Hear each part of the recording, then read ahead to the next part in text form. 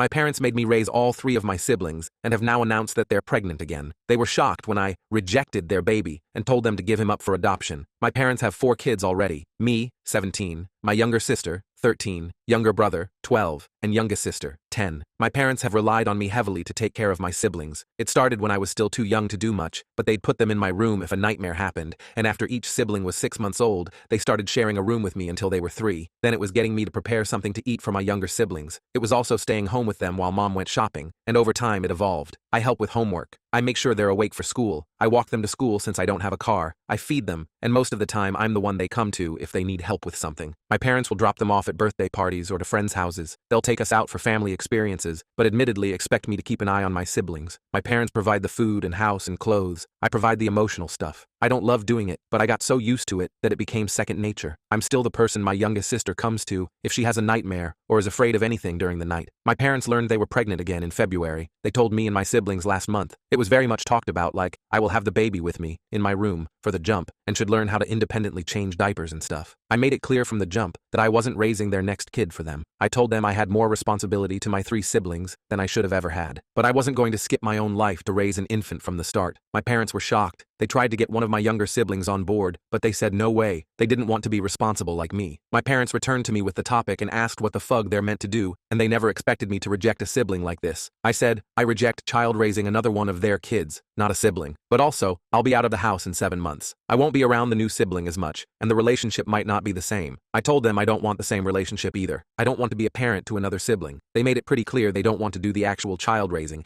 and they're living a nightmare over this. When the topic came up during the last week, I told them they need to place the baby for adoption, since they won't have a good childhood with nobody wanting to raise them. I told my parents it would be the kindest thing to do if they refused to raise the baby themselves. My parents accused me of treating adoption flippantly, and they were sorta outraged. I would rather they place the baby for adoption than for me to step up and raise this one too.